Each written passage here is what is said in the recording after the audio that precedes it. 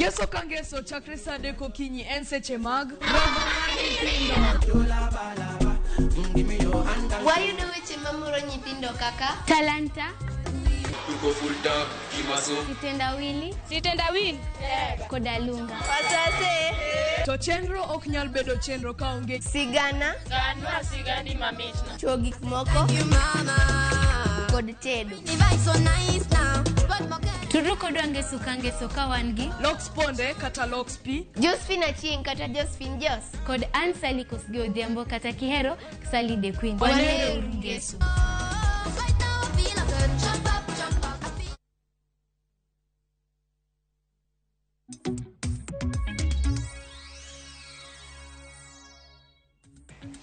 Erokamano kuom medo bedo kodwa nyaka Ramogi Tv okinyi makawuono kama watwaka kotudore kod ler mar Hustler Fund. Kaponi tudori kodwa okinyi makawuono kata kaponi eka iya wang' jowi mari pokideko ahinya kalore ni koka wachako mana twak kata twak pok odhi mbele ahinya. Antiere kae kod welo adeka Eric Odera jalonye weche mag uchumi, Geoffrey Nyunja jatimo ohala mabende nitiere kod ohala matina kaachiel kod Dr. Otieno Panya mabende en janona weche mag ohala ka bende wamedo twaka kotudore kod chal kata ler mar Hustler Fund. Imedo twak kodwa, imedo wuoyo kodwa e yorwa duto te mag tudruok. Namba mar goyo simu bende waseyawo kanyo, inyalo gochonwa in bende ichwal pachi kotudore kod ler ewi wachni mar Hustler Fund. Ka wadhi mbele kod twak marwa Eric, Geoffrey kaachiel kod Otieno Panya.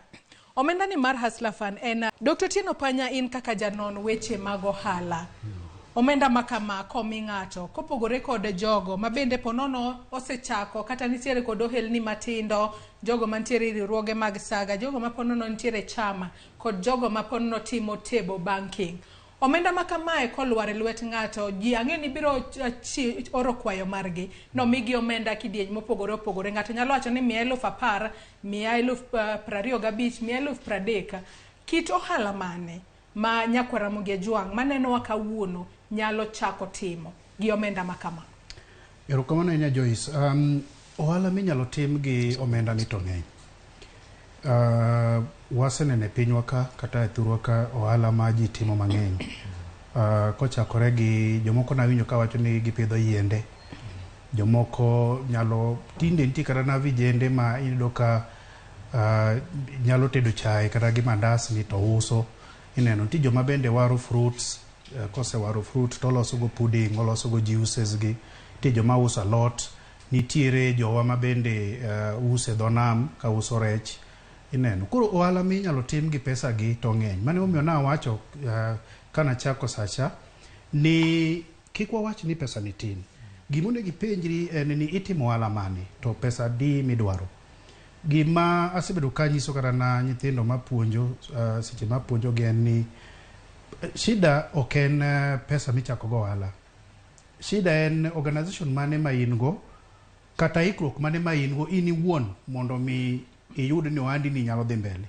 Nitiere gik ma kokitimo e ohala ka to kata miyi mana $1,000,000 to ka duogo bang' higa achiel tayudo mana ka in fact inyalo bedo ni in e worse situation than ma intiere no. Emomiyo ohala minyalo tim gi to ng'eny, but ne wacho ni nyaka ikwong itim feasibility studies.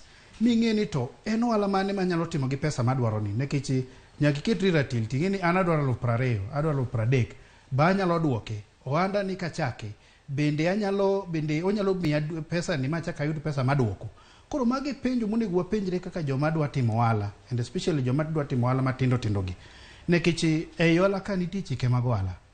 Nitiere gima kokitimo, for example, keto ohandi no in a good location, mano one thing. Manyo ni to ohala madatimo ni ada uso ne jomage. Ineno ok ni nichako ohala nikech ng'ane ochako tidhi keto rini amba donji ka amba tim. Ineno nyaka itim ni to kamin ng'ane time ma to an ere gima min ng'ane ok tim maber mana nyalo timo, so that you fill the gap on gik ma ng'acho ok tim. So ohala gi to ng'eny kiyiero gi, but na wacho ni gime nyaka otim mokwongo ni nyaka ing'e ni to ohala chik ohala dwacho nang'o. Ang'o monego be natimo koka chako ohala ni.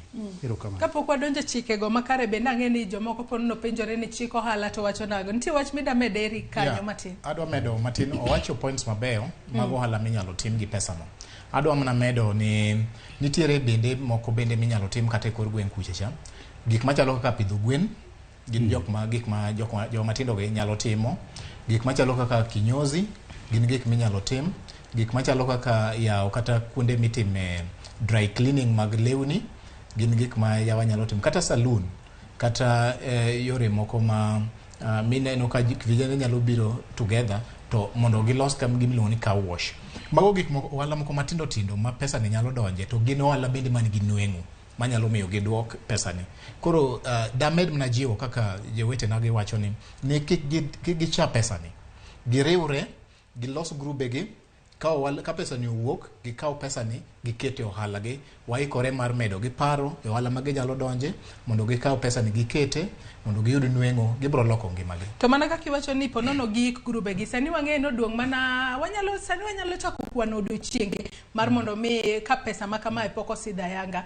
Ng'ato nyalo loso group sani modhi o register ma kochopo tarik 30 no to ka omenda ma kama e sidha yanga to onyalo yudo omenda makamano. Kose sa koro serumo ponono ibiro mana ng'i grube go kata SACCOs go kata kisebede SACCO kuom thuolo malach. Aparo ni thuolo poko rumo.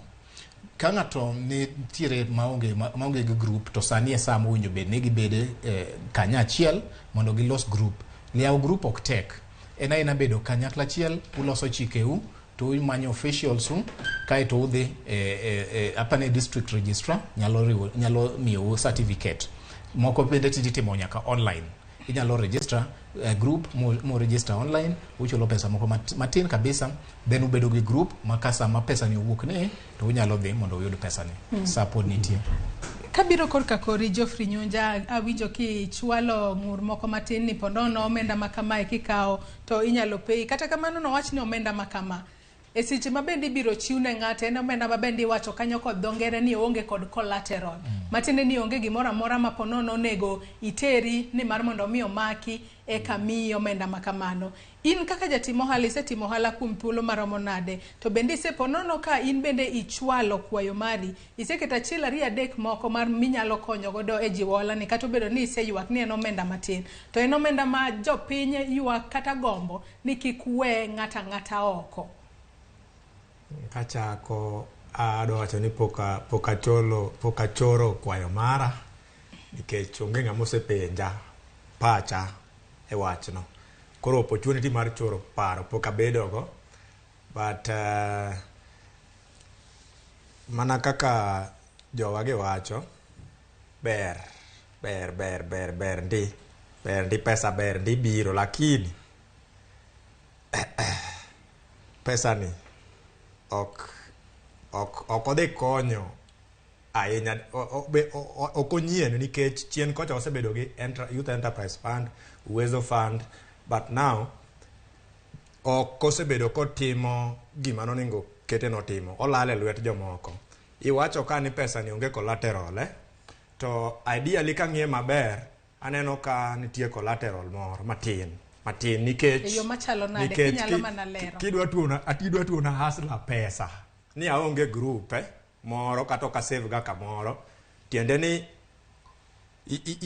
idwa na bed ni save ga kamoro ma koponi a default to pesa moko manyalo wuok mondo chul kacha ntie. Inyalo kata dhi group ano tikano ng'atu no kawo pesa ka to kose chulo koro pesa uwa ka watimrok nade. Apano ni mano collateral. Nikech kada ni ok en collateral ni free to ni wacho ni ng'at japiny mora man gi a business idea mora odhi apply pesa ni mondo miye kata obedo ni onge ga group moro to miye pesa ni otigo to makoro iketo ni collateral litie matin. Aneno kibuonjo Eriko Dera mano bende wach manyalo timore adiera kapo nono mana kaka iwinjo kaka Geoffrey lero kanyo. Adwa ni jo winj wach maler. Onge ng'ama nyalo mi pesa mondo idhi itimgo gimoro ma onge safeguards. Nyaka wabed gi safeguards. Safeguard mantiere ka en ni mondo ilos group, ibed kata e saga moro mondo mi pesa ni. To ok ni mondo otami kata ni mondo tigo mondo tuoni go pesa ni. Apana. Mondo omi pesa ni yaw group. Bed kanya achiel gi joweteni. Timuru gini ka ji achiel, lakini ok nyal mi pesa tiwe yawe kamano. mano to onge. Bed gi paro maber, bed e group, omiu pesa ni udhu tigo. Kamano. Korka kori Dr. Tino nitie wach mida medo koso selero makare. Statement mowacho no nyiso ni collateral nitie. Bane collateral. Kwa winjo ni collateral, form moro mar collateral mo nitie matin. Yes. Aparo an gima nyalo wacho en ni mana kaka jo osewacho. Gimo mi form group ni collateral gin group members gi. Magi gi. Exactly. Gin group members itene ni inyalo be ni jami mbadhi. To group members ka mage joma and jomi formo group definitely nyaka be ni gin jomo ng'eyi onge nyaka dala donge koro mane momiyo idwaro ni mondo ji obed in these groups but ente gima nado wacho especially on gima no wacho ni gima iluongo ni managerial skills, entrepreneurial and managerial skills ni lony mar ng'eyo kaka inyalo timo ohala to gi bedo ni nyalo bedo jo ohala no, you know, am I lacking among our people? Koro no wuyo ka training and o mention ni pesa gi osebedo kata na uwezo of funding ni osebedo mabende king'iyo nonro maber jolony wacho ni pesa gi osebedo ka ji kawo gi nikech gik ma giketo ineno but there are two things. Achiel ni ji ok kawo gi nekech ji mang'eny ok nigi especially group magi focus on no group no ok nigi businesses magi register ineno en na ng'at moro makara otimo hawking otimo gik machal kamano to ok otimo ang'owa ok register business ne tendo ni ok en gima recognized mano mokwongo. Mar ariyo ng'ani onge gi lony e rito ohala ni otime and otime tima nikech otime korito go tich moro seche moko moparo ni koro gigi duto te gimwawuoye en ni one onego bed ni kwadonjo ohala to wang'iyo to anda ni achaki kawuono but ago kode okang' moro kata ka wan e group wago kode ni kwachako kata car wash mani wacho cha to car wash ni wachake kawuono kotin wang'iyo kata na mashin moro achiel kiny wang'iyo machielo kamano mobed maduong' mae ng'ato kijowa gi te kiny ng'ato bed gi car wash ne within that given environment iwinjo koro kapok atieko managerial skills gi dwarore gidwarore kabisa we miya ng'ato pesa tiweye kanyo ibiro bedo kitimo nono koro sirikal onego many ka ji kaka wan kama okama si chami gikon Jesu wakon ji e paro because nitie joma kara nosomo tok nokalo through courses mag business gi so that mondo giyud the skills magi nyalo timo go ohala koro nitiere chako ohala kaka na wache cha inyalo chake but okonyal dhi mbele. Statistics wacho ni ohendni mang'eny rumo within their first year. In about 400,000 businesses fail within the first 5 years. Kore momiyo skills gi are very very important. Gin gik madwarore mondo kata kimiyo ji ohala puonj gi bende kaka timo ohala. Erokamano. Eriko dera ng'eyo ni wach moro ili ahinya kapok iwacho wach ma ilino kata kimede ichako gi wach ma ilino mondi eka koro iduok na penjo. Ji nyalo bedo ni penjore po nono seche mathotha. Jomoko penjore ga ni bende en gima kare mar mondo mi akaw hola achak godo ohala. Ero Hustler Fund biro e kin 500 nyaka 50,000 bende en gima kare ka ji koseloso grupo kawo pesa ni ochak godo ohala ka pesa muonyore to watimo nang'o. Very good. Penjo maber kabisa. Motudore kabisa gi gima nado awacho. Kendo gima nado awacho otenore gi gima Hustler awacho. Hustler awacho ni mondo omigi pesa maonge collateral. To Hustler mawuoyo ni bing'e ni en jaluo. Tadwa nyise ni pache ni ang'eyo ni ma ok mana pache kende. No kawacho kamano. Idhi lero makare mak mana paro no gi kanyo. No pache kende. To ma pache jowa mang'eny. Gima dwa nyiso jowa ma joluo en ni giwe luoro loans. Joluo mang'eny oluoro loans. Wan gik mwaneno town ka waneno jowa moko gi Jo-Kenya mamoko gi holo loans madongo kabisa kendo gitiyogo. Gima joluo tim kiseikori mana kaka japuonj owacho ni kiseikori ni dwa donjo ohala to lamne Nyasaye ti matek to kaka loan maber tidhige tich midwa timo no to tijno gi nguvu ni te kai to ibro mna yudo yo out. Koro kabire penjo mipenjo ni to be en gima ber holo hola ichak godo ohala en gima ber kabisa nikech kiyudo hola mondo ichago ohala tiyudo gimiluongo ni capital. Capital no kitiyogo e chako go ohala maber, mok ichamo go mandas. Kati donjo go e yo idivert e yo moro mok ikare.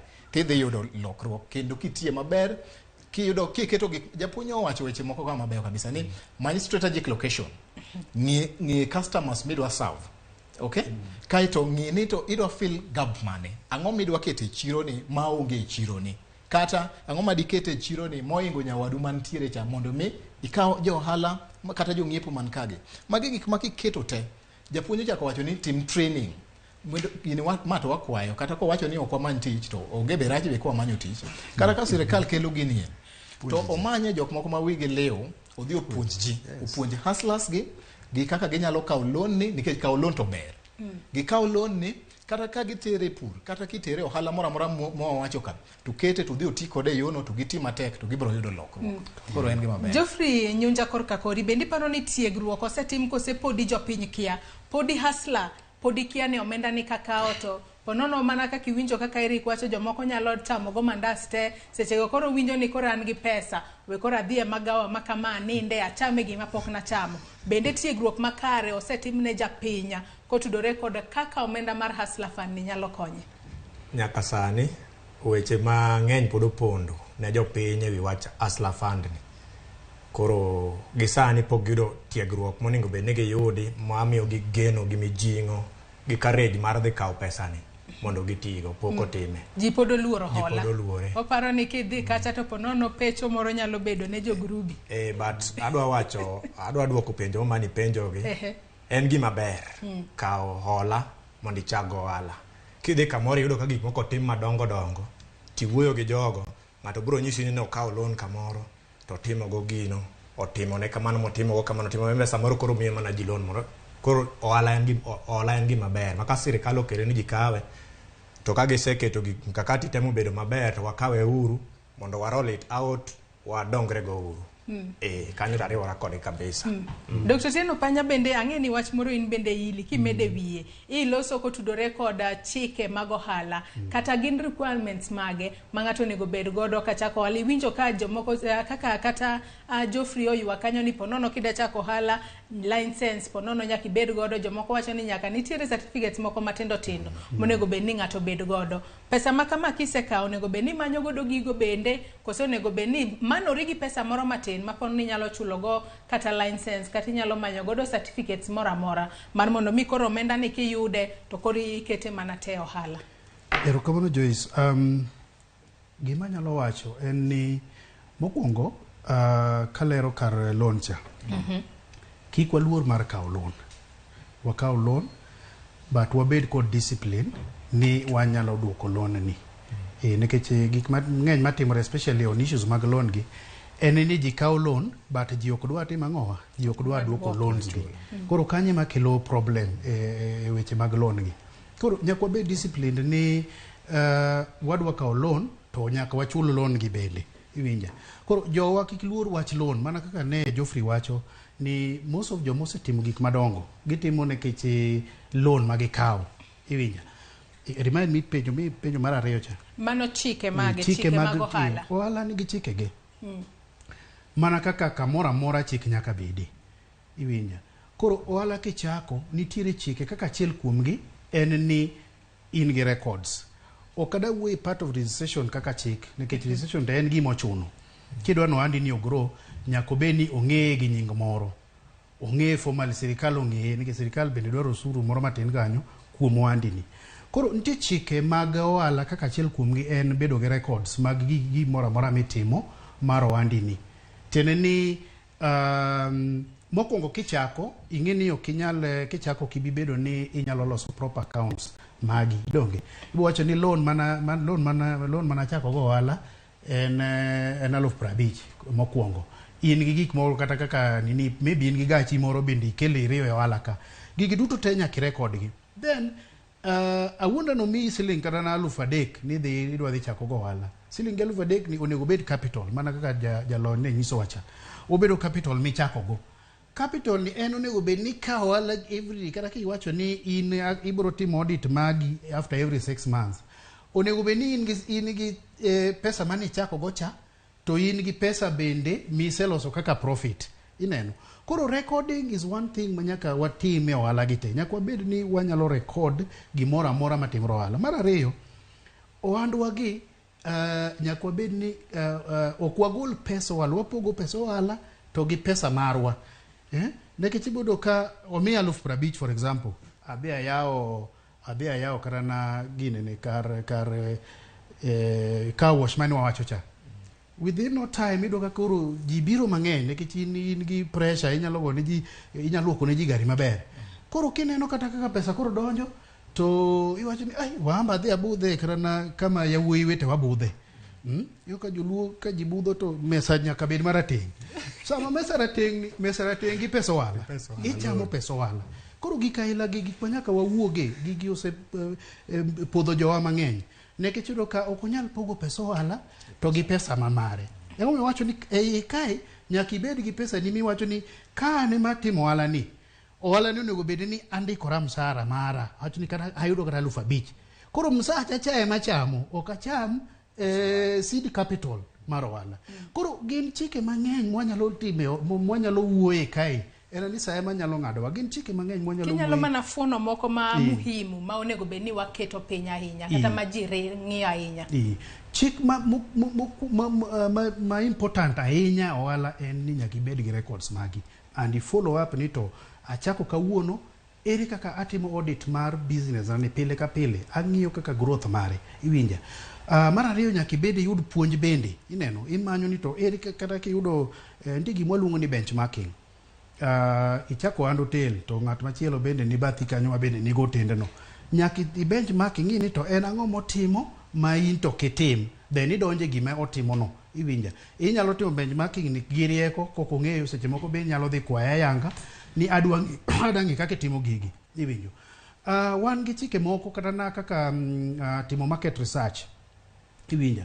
Wang'iyo ni to ka ayawo magawa for example ineno ta uso chae gi mandas ng'at machielo use siling 5 donge anada kete pesa di so that ji obi e ohanda ni iwinja. Ada kete pesa di mondo ji obi koro there's what we call price leadership iwinja. Wang'e ni to ei joma chalo jok mwapiem ge wala ka ang'o ma gichiwo ma wano kwa chiwo iwinjo. Then mogik sana en gimiluongo ni customer care. Nekech customer ng'ama lich mogik e wandwa ni iwinja. Koro ohala kok wadwa miyo customer wa preference ng'ama ng'iyo gik wagi. Customer inida wuoga customer kaka in mihero. Customer en ng'ama isero iwinja. En ng'ama isero kendo nyaka itim gik moko mabeyo mabro miyo customer ni biro nyiepo iri pile ka pile iwinja. Mogik en ni nyaka chiw quality. Gik miuso gi nyaka bed gik of good quality. Okited karaka koro in hotel iloso chapat ito chapat man gi tunge ineno ng'ama bro chamo chapede gi gionge molos chapat no bed maler karaka ok ni kawuono chumbi onge chiemo kiny iketo mang'eny chieng' moro have some standards gi quality mimiyo ji koro ibodo ka ji bira wandini ineno. Koro customer focus very very important again some of the key things mwanyiso johala mondo miotim erokamano. Kapok kwe yuyo matin Erika nno ka wach moro ilie kinde mane Dr. Panya wuoyo. Yes. Ipenjo moro kanito chike mage manyalo nyalo rito ohala. Ohala makara inya to sani ma omenda ma Hustler Fund biro. Yeah, koro gima ji owinjo ng'e luwore gi ohala midwa timo. Koponi yawo company to nitiere gimiluongo ni the Companies Act winjo be ni luworigo. Companies Act no bende nitiere gik moko maluwore gi Income Tax Act mano bende nitiere kanyo kendo luwore gi gik ma in go midhi timo ibro yudo ka nitiere gik miluongo kanyo VAT Act ginigo. Mago te gin chike moko manyalo chiki mondo miye gima owinjo tim to gik mowinjo tim. Bende nitiere kata koponi uriworu e saga mo wacho ni losuru sako no kata SACCOs no nitiere the Cooperative Act manyiso gik mowinjo gitim gi gik mowinjo kik gitim. To kuom gigi te nitiere gimoro kata ka ing'iyo structure gi nitiere gimiluongo ni the governance structure ema japuonjo temo wuoye ni nyaka ibed gi discipline. Tiende ni kata in director kata in chairman mar group nitiere boundaries, nitiere limits, nitiere gik mowinjo minyalo timo to gik moko nyalo timo. To kwa nyalo simplify matin mogik en ni ya kaka japunyo wacho cha ni ya ni bed ni ipogo account ni mari to gi account mar business nikech mane kama problem nitie kala kwa timo audit gitingene ana auditor to atimo gigi bende kala kwa timo audit mano gimonya ko wangi ni to account mar director gi account mar business to chal nade to nitiere kaka gi wilore ye kanyo koro make sure ne the funds mag business upogore gi gik mitiyogo kanyo bro kelo lokruok maduong kabisa ka it in still discipline business bro yudo ka ibro dhi maber. Nyakora Mogejwanga winjo ageno ni winjo malera ka kilero kanyo kod jolonya ni kaponi intiere ohala kata timo ohala poga pesa monyalo wacho ni pog pesa mar ohala gi pesa mar raha ok ni pesa mar ohala ne waponono idhi go dichamo go raha oko kacha mano to handi oruombore piny pod wantiere twaka okinyi makawuono moko kuomu be naneno ko oro penjo kachiela kod ote magi mopogore opogore kata paro margi mopogore opogore mabende abiro somo ka bende wadhi mbele kod twak margi gisani yiena mar mondo mi akaw yoyo mar ariyo mondi eka waduogi ka bende ote kachiel kod paro moramora kata penjo moramora abiro somo tok yueyo mabende wakaw gisani kik idhi mabor.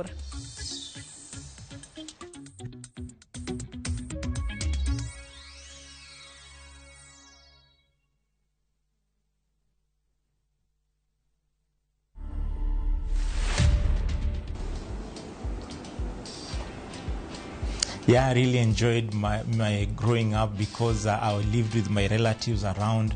It was fun time. I communicate using my hands. So with my family and relatives, communicating properly with them, that has been a big challenge. The biggest challenge I've seen is many deaf people cannot read God's word. As we really try as much as possible to produce Bible literature in sign language, I would really encourage my fellow deaf people to learn. To watch this story and more, download the Citizen Digital app today. Kenya's #1 app, Citizen Digital.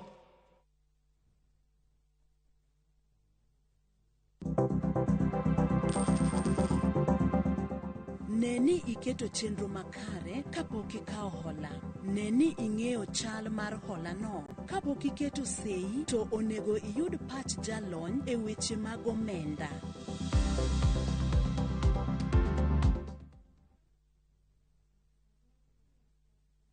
Welcome to Shabikila. Play Shabiki Virtuals on Shabiki.com for a chance to win huge cash prizes from low stakes. Jisetie stake na how much you want to win. Kuna penalty shootouts, defender and so many virtuals only on Shabiki.com. Shabikiland, the easiest virtuals in gaming. Not for persons under the age of 18. Betting can be addictive. Play responsibly. Shabiki.com is authorized and regulated by the BCLB license number 416. Shabiki.com.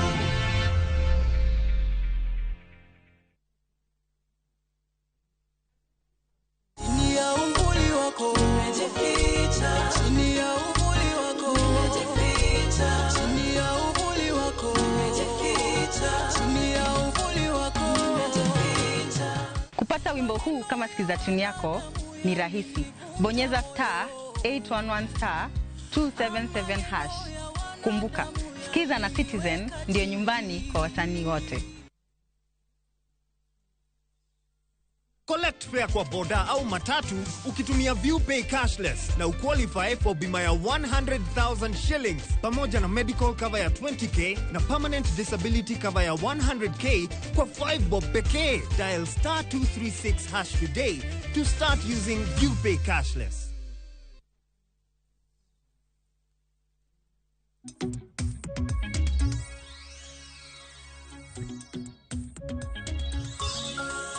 Machiegni kendo nyakora Ramogi Tv twak iemit twak podi dhi mbele mano twak otudore kod ler mar Hustler Fund. Antiere kae kod wela deka mano Eriko Dera jalonye weche mag uchumi, Geoffrey Nyunja Hustler kata ja ohala matina e pacho kae kachiel kod Dr. Otieno Panya mabende en janono weche mag ohala. Singo nini Tokyo matina mabende wasekao tabro somo moko kuom ote kachiel kod penjo mabende uoronwa ka wadhi mbele kod twak marwa. Kanyalo mana somo ote makamago achiel kachiel ote kaachiel kod penjo mamoko jolony mabende antiere go de studio kae biro kawo thuolo makende mar mondo mi giduoka penjo makama. Kachako kod ote mokwongo, ote wuoronwa kokale namba mar 33600 Facebook kacha bende wantiere live yudowa Ramogi TV. Sam Jakom wacho ni an kuom pacha Hustler Fund en mar loso ola mar chama mar UDA. Wacho ni chik moketie okalo ere kaka 50,000 dhi loko ngima ji ka interest en 8% and taxable. Onego sirikal owe tugo kod wijo Kenya. Mano paro mar Sam Jakom. Ote machielo en mar Emma Onyango wacho ni apenjo ni Hustler Fund ni idwoke for how long kapo ni a holo 50k kaw thuolo maromo nade mondo duokete. Mano penjo mabende joneno jolony montiere godo biro duokonwa kawuono. Ka bende Maxwell Omondi bende wacho ni pesa tin kabisa kaluwore gi kaka piny sani tek. Ote machielo mano mar janeno marwa Migori County wacho kanyo ni Joyce Hustler Fund odhi mana bero ngima ngama nigi business moro matimo, koro kodhi kawo 50,000 cha to obugo go hande cha to ni ngama koka dwa yawo business gi pesa no otin kaluwore ni ngima sani oidho malo. Wacho no nyalo mana konyo e jiwo jogo mantiere kod ohala.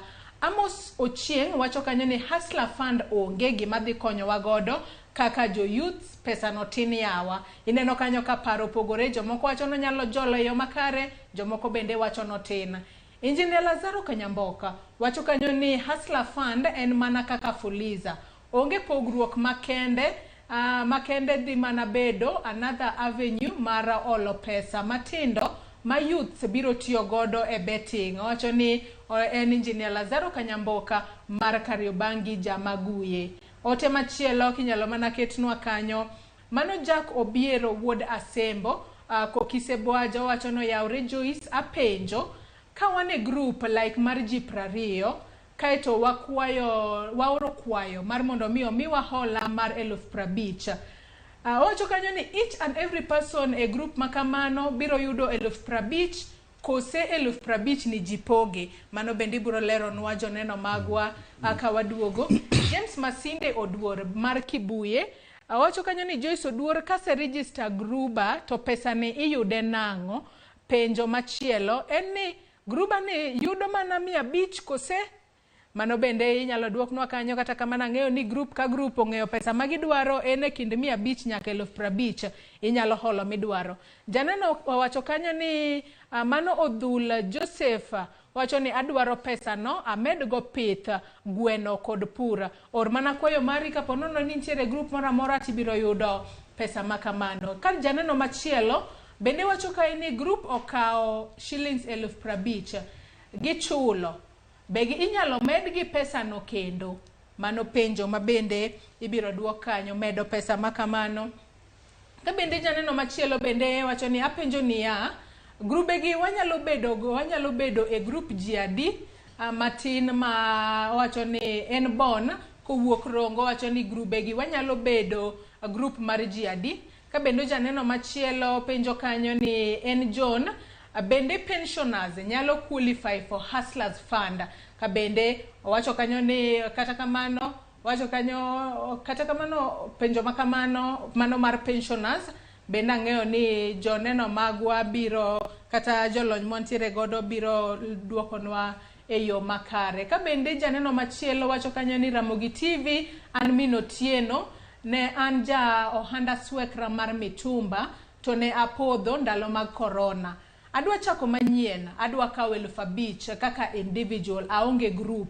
Oyiena mano bende jolony biro duoko kawadhi mbele kod twak marwa. Ote thoth ahinya, ote miore namba mar 33600 Facebook kacha bende neno ote mathoth ahinya. Med mana chwalo ote kaachiel kod penjo moro amora wabiro duoko. Moko kuomgi kaluwore ni saa ematin weche to ng'eny. Kwa chako penjo makonono kaluwore kod penjo mabendo penj kacha minyalo duoko. Erokamano ahinya Joyce, amor gi yawa moko mang'eny kuomgi penjo mabeyo kabisa. Achak kuom ja pensioner. Ja pensioner penjo ne to be oyiene. Namba 1 en ja higa 18 kadhi mbele. Mar ariyo nweng'o ne ni piny nikech owacho ni en gi sling oyudo sling matin mar 1010. Koro aparo ni oyiene gimowinjo tim en ni owinjo bed na gi group moro kaeto giyuda pesa no. Koro penjo moro bende aneno kanyo ni to bende inyalo yiene ng'ato kawo pesa no ka onge group kata ka pod onge group kata group owinjo bed ji adi. Gima chik dwaro en ni mondo obed yo moro ma minyalo yudego. Koro mane momiyo idwaro mondo obed gi group mondo mi koro ka gidhi manyo loan to bende nitiere bende ng'ato wendo mong'eye. Koro losuru grube kech grubego ema nyalo konyou mondo mi omiu pesa ni. To group yudo kata loso ok ochuno nyaka bed ji adi. Unyalo bedo ji 5, unyalo bedo ji 10. Losa grubego kasto unyalo yudogo pesa ni. Anyalo wene jowetena moko bende. Ka bende nitiere moro kanyo ma bende openji ni kapo nono wantiere group wakawo hola mar omenda mar shillings 50,000 wadwoko e yo makare. Bende ponono anyalo tiyo kanyo gi dhongere limit marwa bende nyalo medore tok dwoko pesa no. Omenda ni mar Hustler Fund bende limit mare nyalo bedo ka medore kinde mabiro mbele. Dr. Panya. Erokamano Joyce. Aparo ni wach mantie sani ni sirikal owacho ni pesa no gibiro chiwe siling 500 nyaka siling 50,000. Aparo ni pok gi ane giwacho ni pesa ni kadhi mbele en pesa ma ibiro medi kadhi mbele. Gima nyis jowa ni ohala duto te chal mana unlike just like I said ni nitiere growth e ohala ka. Ng'amo chako ohala moro matin odwa ni mondo dongre kiny obed ohala maduong'. Adwa stress gimoro e wach grube nikech aneno ka jowa chal ka gima oluoro wach grube ni. Wan joma puonjo gi weche mag ohala wachako puonjo from sole proprietorship men ng'ata achiel kato wadhi e partners manyalo bedo ji 2 nyaka ji 20 ineno kato wachako wadhi cooperatives makoro gin oriwo ji mang'eny kaka jopur and all that kato kendo wan gi companies. Chutho gigi duto te wadwa ni mondo wabed e level mar company ineno ohala gi te idwa ni mondo bed company. And anyiso ga students gani kiki bede jaduka ma in jaduka min ng'ane ma nyathi nyuolo die primary nyathi dhi secondary dhi university in mana wuon ng'ane ma jaduka cha ineno duka ni nyalo gole e level mar duka matin to bedo wholesale from a supermarket. Moro bedo supermarket. Mondo mi obed supermarket ni nyaka wangi dwar pesa moko kuom jamamoko bende uloso gimiluongo ni company. Koro gima chando jowa bende en ni pesa ne tin maka wang'wa poge. Mane momiyo iwacho ni koro beduru e grube gi can be in the form of a partnership but obro dhi level makoro en company. Nekech chike mag kata na mag registration mag grube gi iro ni ichake kendi nitie registration mari ng'ata achiel. Idhi partnership wan gi partnership deeds, partnership act and all that. Then inyalo dhi to level makoro en e kambi ma iluongo siepegi. Kineno businesses madongo mantie sani gin ohanda manochakore matin to koro sani gin kembe madongo magine gi jomo. Koro kik waluor mondo mi walos grube nekech ineno seche moko ni pesa ni tin ere kaka wang'wa pogi. Jawinjo moro nowacho ni to pesa ni odhi pogore nang'o. Teneni ma en seed capital momi mondo nyuol ni gimoro. To mogi kawacho kama ni da jiw jowa mondo donje gimiluongo ni agribusiness. Nikech wiwa wil kode kaka achiel kuom ohala mwanyalo timo. Teni agribusiness gi en itimo ipitho kata itimo agriculture itimo pur gi intention mar uso. Nitie gik mang'eny and taonde wagi sani dongo. Kwang'iyo taon mar Homa Bay, wang'iyo taon mar Migori, wang'iyo taon mar Kisumu. Iyudo ni gik michamo Homa Bay wuok Kisii. Gik michamo Kisumu wuok Kiakure. Wan be nyaka wabed gi ohala matindo tindo kaka mag pidho gwen, mag puro kata na nyanya ineno bedo kod tong' ma ji service. Actually gimomiyo jowa ma koro jogwenge machiegni kumwa dake ni yudo ka gigerore nekech gin gi ready market. To onge gima duong' mar ohala ka malo ready market. Teneni aloso aloda kata nyanya ma pidhe puodho tatere direct ka chopo Marikiti kacha tene na gimilaro dakika achiel asedok kendo adwa moko.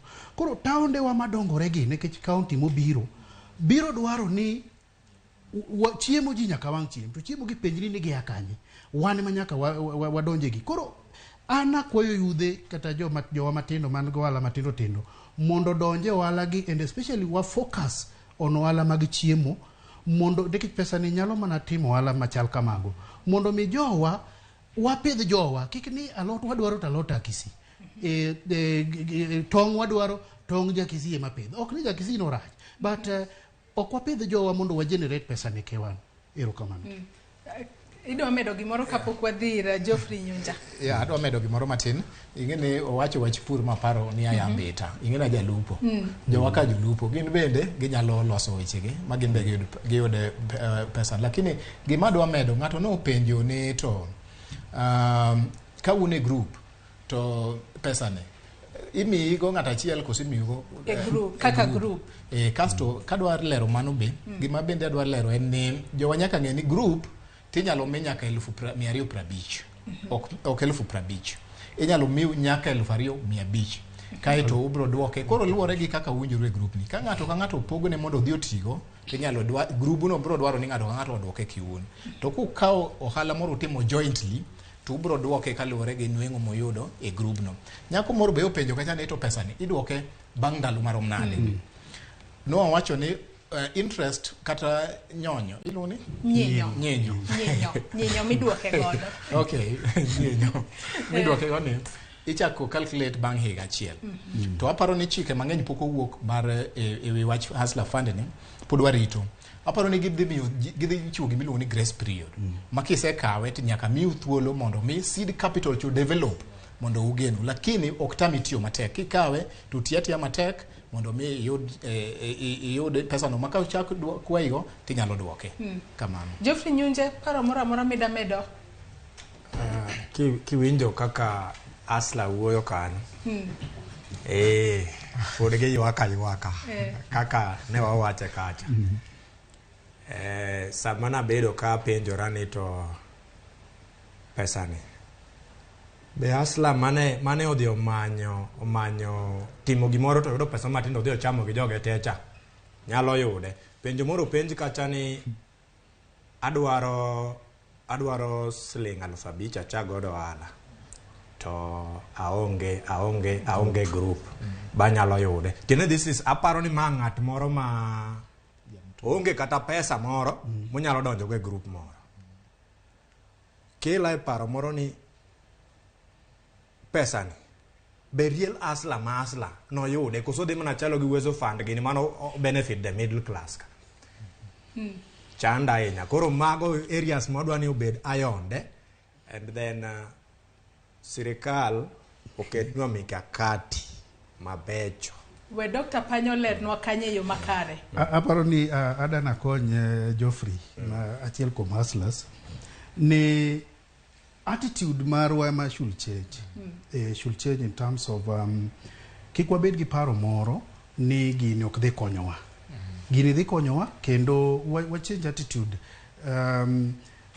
Aisu kan tino mapuonyo ni attitude ngini kai attitude makes you lock your mind so that wibro wacho ni gini to biro to gini ok marwa. Jatelo masani morito piny mar Kenya Dr. Ruto ne obiro gimiluongo ni bottom up approach. Mana kaka jalony ni osewacho ni en empowering joma ni piny gi and gine magin masses. Ngini ka koro gitimo wala to gi contribute then economy grow.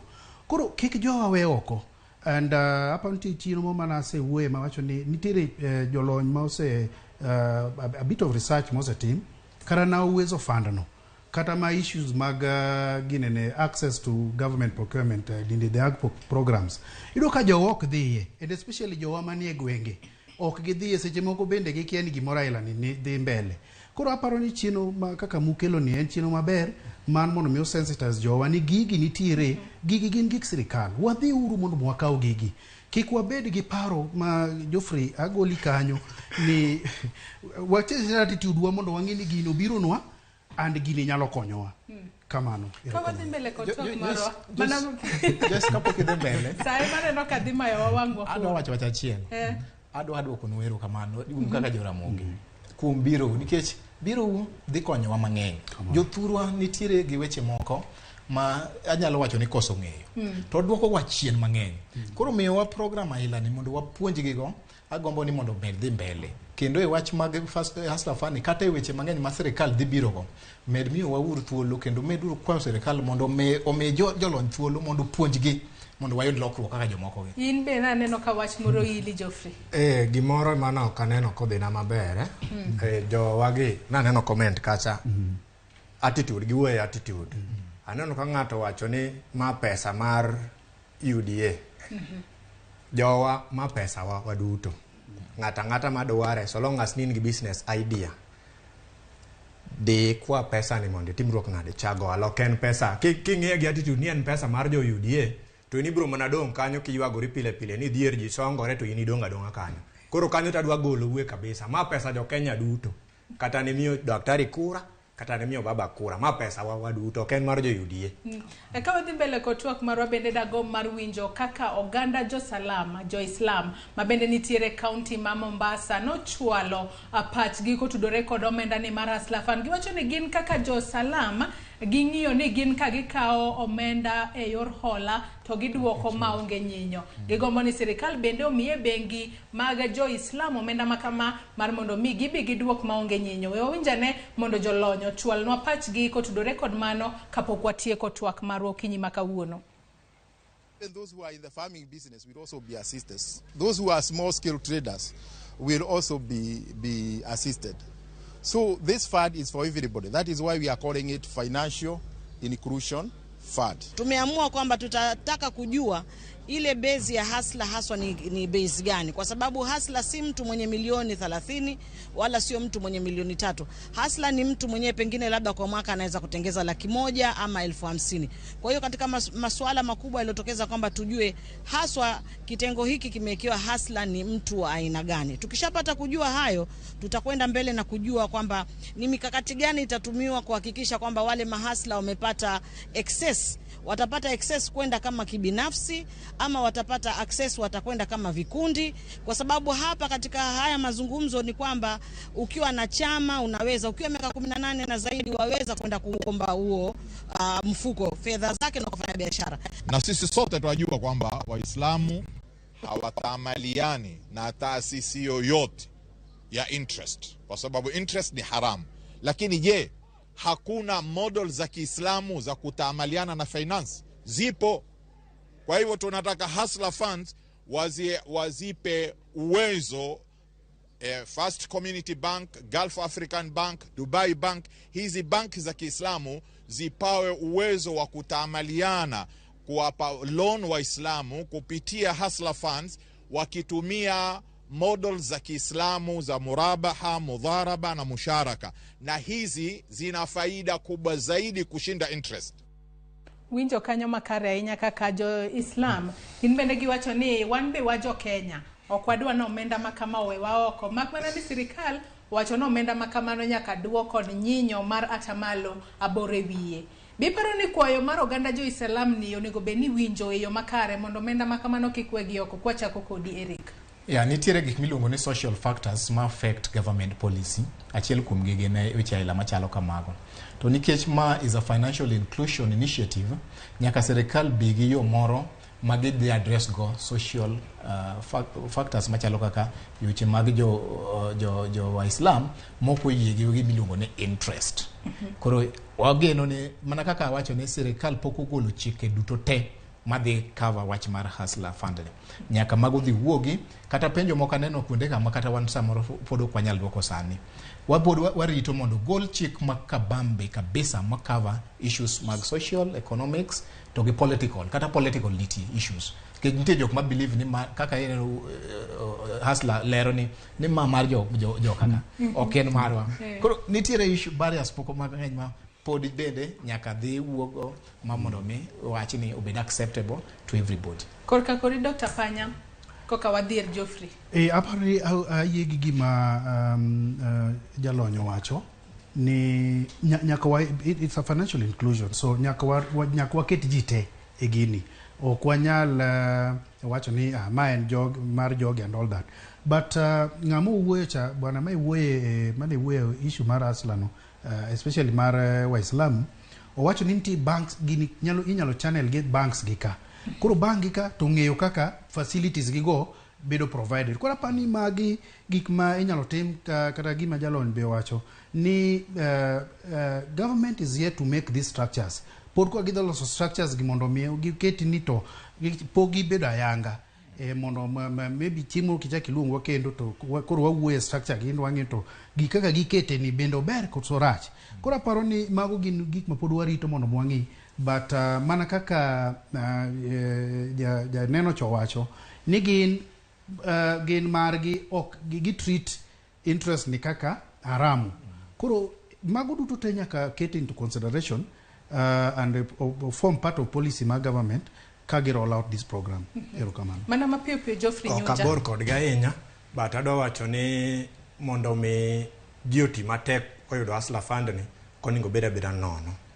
Yes, kuro kata gi wacho akiani be gikawo loan kuonde moko akiano gikawo but anto aneno ni Hustler Fund komi to please timatek chul gimore wiye kan.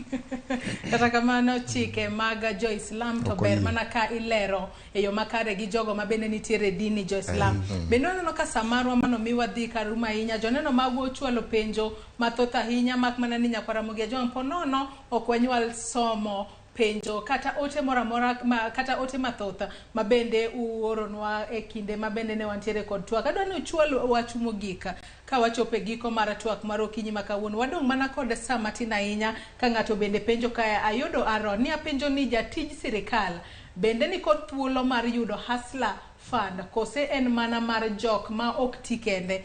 Kwa chako kodi Eriko Dera kichiwo wach ni mogik bende. Ya penjo ailago. Mago e gik moko mapod ok owuok maler ahinya ni to kuom tich kitiyo to jomage monjo ka, lakini gima paro ni pesa ni to target jok manwengo gi ni piny. Koro katieko tadwa kwayo jombita wa jo Kasgunga wa jo Rusinga jo mantiere dho nembe go kunde nikech kunde le mayae ka pesa ni kubiro to bedure grube ka uru pesa ni udonji gi ohelni asewacho mang'eny kendo pod moko bende asendiko kata asepuonjo bende. Koponi udwaro ng'eyo mang'eny pod unyalo chopo kuomwa mondo wamedu, lakini pesa ni ber wabedo gi chuny maler wadhi wakauru pesa ni watigo e yo mokwe kendo wati matek kato wabro yudo yo mwaloko ngima kendo mwadwokego. Erokamano. Erokamano ahinya. Geoffrey Nyunje mana mapiopio wach ni mogik ka watiego twak mar okinyi makawuono. Bende nyalo kawo thuolo makende mar jiwo hustlers wetegi kotudore kod omenda ni mar Hustler Fund mabende obiro ne jopiny. Adawuoyo gi hustlers wetena mawinja okinyi makawuono. Mana kaka nwasewacho ka joge wacho pesa ni ber kendo ajiwo ni wayud thuolo kobedo rolled out walos grube mondo wakawe watim go gimoro to kik wakawe akawa ni obiro wakawe to kionge business plan maber. Kidhi e chiro magwengu kanyo yudo ka mina tieno uso mena, mina nyango uso rech to onge ng'ama uso ganda kanyo. In kikawe teri oganda no. Tiende ni business kichako to koninge chak ni ng'ato timo yud chandruok mane gwengu no titem solve gi business ni main gono. An mane gima Professor Ndemo no puonjo University of Nairobi ma wayo go kinyi makawuono. Erokamano ahinya. Dr. Panya ka watieko twak mar okinyi makawuono wach ni mogik kata jip mari mogika ne nyakwara Ramogi Joan. Jip mara chal kama. Anyiso jo waduto te jothurwa te ni walok pachwa wabed gi miluongo ni a paradigm shift in terms of kaka waneno ohala. Wakawo ohala ni en gima nyalo ndikowa manyalo bedo kaka part of employment, gainful employment marwa. Koro nyaka walok pachwa ingeni ndalo moro nitiere ma kiwacho ni loko ohala tiwacho ni wuod ng'ane cha to chandra jana Nairobi in fact ouso mana gine ne gikomba. Wae paro machal kama to wang'e ni ohala moro amora ma jochako nyalo dongo wa kendo wanyalo bedo mana kaka joma moko kendo gigi nyalo miyo wagerore. Koro mana kama na wacho cha ni wang'e gima onge to wa provide and especially wakaw opportunity mag taonde wa makoro dongre sani gi mondo wakel gik midwaro go kanyo kik be ni ng'at ma oke machako donjo supply gigi to wambo wana iye kanyo. Erokamano.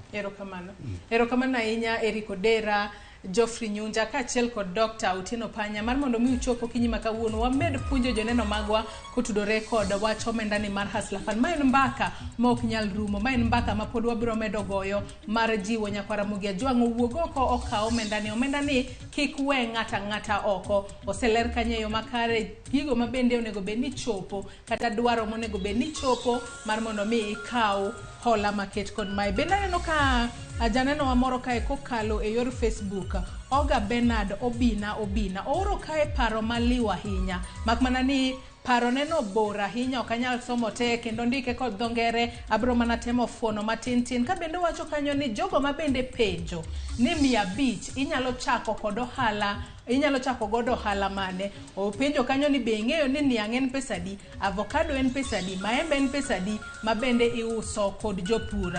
King'iyo nengo margi e chiro kacha, to bende ing'eyo ni ngwashe kata nduma en pesadi, to bende ing'eyo ni mano alot, mano mar skuma, spinach, terere gin pesadi kinyiewo kuom japur kacha. To crate achiel mar tong' bende ing'eyo ni en pesadi, to bende onyalo kelo ni pesadi kapo nono ni iboke iuse kacha. Ka bende wacho ni ohala mar uso nyuka, kahawa kata mano mar uso samosa kaachiel kod sup mar choke en mano ma bende owacho kanyo ni mage mamon ponono inyalo dwaro omenda mang'eny ahinya mar mondo mi chak kanyo. Ka bende koro jiwo joneno magwa ni wawe bedo lazy, wawe bedo kod jogo ma ponono nitiere kod luoro, wawuoge comfort zone marwa kendo wane kaka wanyalo yudo omendani mar Hustler Fund. Kowacho kae ni kuna Hustler Fund to start your business. Wacho kanyo ni chanukeni. Adiera saa koro chopo mar mondo mi nyaka wachanuka wan kaka nyakwara Ramogi Ajwang' omendani mar Hustler Fund kik wewa oko. Nyakwara Ramogi Ajwang' gi kanye machopo godo e giko mar twak marwa e chenro ni mar mbako romo. De wagomba ahinya dhi mbele kod twak makama, kata kamano pod wabiro bago chenro mamoko mar mondo mi wamed tiegore kotudore kod twaka e wi omenda mar Hustler Fund. Oriti masani nyaka kendo waromo odiochieng' machielo ma en odiochieng' makiny e lo jogo duto ma bende oneno ni chenro ni obiro ni yo makare, mano moriwo nyawadwa Sharon Ong'ao, jogo picha, producer marwa, director Jomak Duola, kaachiel kod jogo ma bende nitiere TX kanyo. Wagoni erokamano ahinya nyakwara Ramogi Ajwang' nyaka in ma bende ikete e Ramogi TV. Ibed kod odiochieng' makare. Nyinga Joyce Oduor.